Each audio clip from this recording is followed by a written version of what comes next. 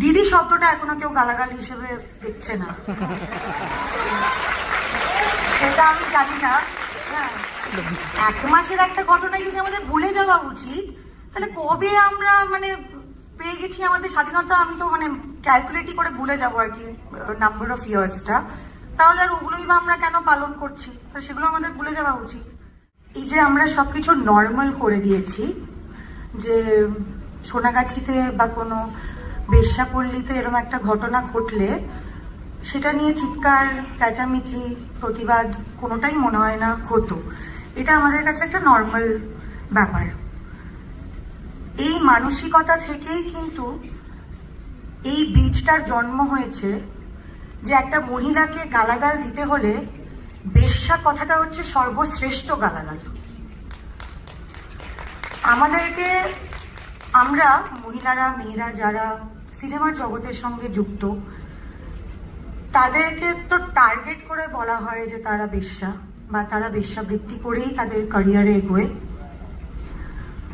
আমার 24 বছরের ক্যারিয়ারে আমি বেশ্যা এই কথাটা আমি এতবার শুনেছি যে আমার আর গায়ে লাগে না। আমার মতন অনেকেরই হয়তো আর গায়ে লাগে না, এটা খুব ডেটেড হয়ে গেছে।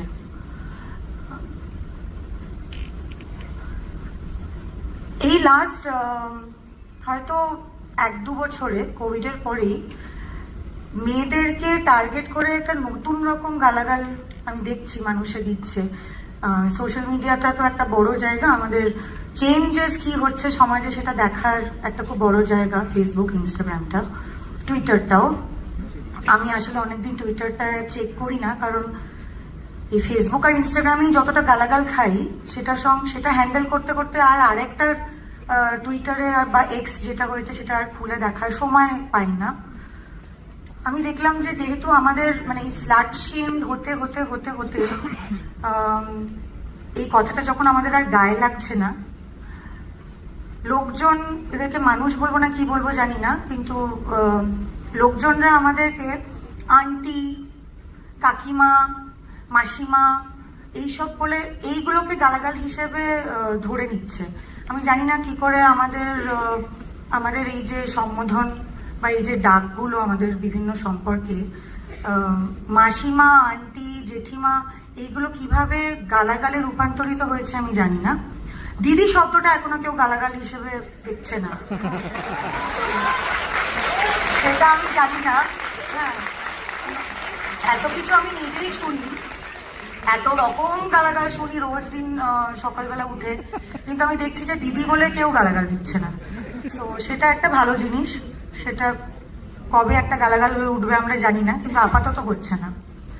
তো এই যে সমস্যাগুলো সমাজের, এইগুলোকে কিন্তু আমাদেরকে মানে এইগুলোকে আমাদের লোকের সামনে নিয়ে এসে এরকম ধরনের কনভেনশন, সেমিনার, বিভিন্ন জায়গায় যেখানে আমরা কথা বলতে যাই, যারা হয়তো আমরা একটু ভালো কথা বলতে পারি বা আমাদের সেই সাহসটা আছে যে আমরা এই কথাগুলো বলবো, সেখানে কিন্তু এই বিষয়গুলোকেও আমাদেরকে আমাদের কথোপকথনের মধ্যে আনতে হবে যে একটা মেয়ে বা একটা মহিলা, সে একটা শরীর সর্বস্ব মানে প্রপ তো হতে পারে না। একটা মেয়ে, এই যে রিসেন্ট যে স্ল্যামিং গুলো চলছে সোশ্যাল মিডিয়ায়, এই যে কুণাল বাবু, আরেকজন যিনি ভদ্রলোক, যিনি মুখপাত্র, এরা নাকি মানে আমাদের সরকারের মুখপাত্র, কিন্তু এরা এই মুখ দিয়ে প্রাতক্রিয়া কর্ম করে। সেই মুখ দিয়ে একজন অভিনেত্রী, বা সে অভিনেত্রী হোক বা সে ইঞ্জিনিয়ার হোক বা সে টিচার হোক, তার বদন বিগড়েছে এই কথাটা বলা হবে কেন? মানে তার পুরো এক্সিস্টেন্সে কি বদন ছাড়া আর কিছু নেই?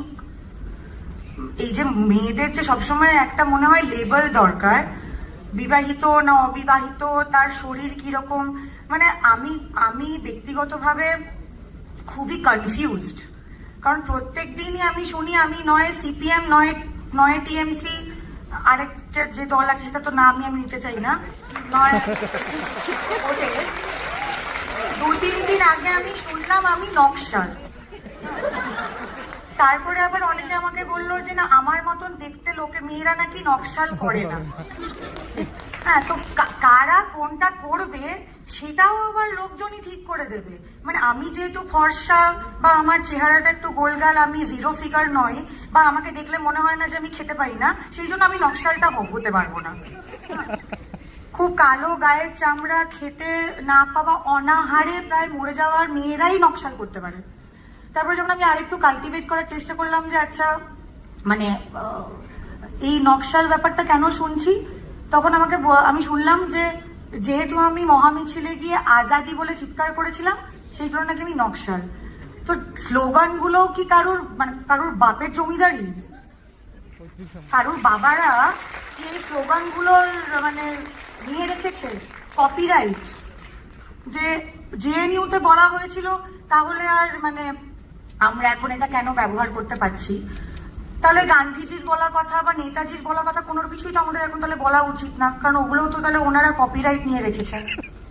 বা এই যে আমাদেরকে জানানো হলো যে 1 মাস হয়ে গেছে, মানে ইনাফ ইজ ইনাফ, আর দরকার নেই, যে পারো ভাই সারা বছরের পর বছর ধরে যে আমাদের এখানে সেলিব্রেশন চলতে থাকে, তলে তলে যে লুট হয়ে সবকিছু আমরা মানে অন্তঃসার শূন্য হয়ে যাচ্ছি একটা রাজ্য হিসেবে, সেখানে আমাদেরকে সবসময় বলা হয় যে তোমরা অন্য কিছু নিয়ে ব্যস্ত থাকো। তো ওই 1 মাস হয়ে গেছে, ওই লজিকে যদি আমি যাই, তাহলে তো আমাদের ইন্ডিপেন্ডেন্স ডেও সেলিব্রেট করা উচিত না, তাহলে আমাদের রিপাবলিক ডেও সেলিব্রেট করা উচিত না, তাহলে আমাদের 21শে জুলাইও সেলিব্রেট করা উচিত না, কারণ এগুলো অনেকদিন আগে হয়ে গেছে। 1 মাসের একটা ঘটনায় যদি আমাদের ভুলে যাওয়া উচিত, তাহলে কবে আমরা মানে পেয়ে গেছি আমাদের স্বাধীনতা? আমি তো মানে ক্যালকুলেটই করে ভুলে যাবো আর কি নাম্বার অফ ইয়ার্সটা। তাহলে আর ওগুলোই বা আমরা কেন পালন করছি? তাহলে সেগুলো আমাদের ভুলে যাওয়া উচিত। বাট এই যে মানে প্রত্যেকটা মেয়ে সবসময় যে একটা এই টার্গেট করা হয় তাদেরকে, সেটা থেকে আমাদের যদি বেরিয়ে আসতে হয়, we have to start addressing this issue at our respective homes. এই যে ভাইরা ইয়ার্কি মেরে কথা বললো বা বন্ধুরা ইয়ার্কি মেরে কথা বললো, হ্যাঁ, যে মেয়েদের হয়তো তারা একটু বাস্টি, তাদেরকে যে ইয়ার্কি করে টেম্পো বলা হয়, লাউ বলা হয়, চালকুমড়ো বলা হয়, এইগুলো যখন আমি শুনতে পাচ্ছি, যখন আমার বয়স হয়তো 15 বা 16, বা আমি কলেজে পড়ি বা আমি স্কুলে পড়ি, ওইখানেই দাঁড়িয়ে কিন্তু প্রতিবাদ করে বলতে হবে যে এটা বলতে পারবে না, এই কথাগুলো আমাদেরকে বলা যায় না, বলো না। অন্য কেউ যদি শোনে তাহলে খারাপ ভাববে, তোমার চরিত্র খারাপ ভাববে। আমাকে যদি তুমি শেম করো, আমার চরিত্র খারাপ নয়, তুমি আমাকে শেম করছো, তোমার চরিত্র খারাপ। It is not, the victim is never to be shamed. যারা করছে তাদের লজ্জা। So thank you very much. আজকে আমাদের সময় খুবই কম, আমি যে কথাগুলো বলে উঠতে পারলাম না সেটা আমার যে বন্ধুরা এসছে এখানে, সুদীপ্তা আর দেবলীনা, ওরা বলে দেবে। Thank you.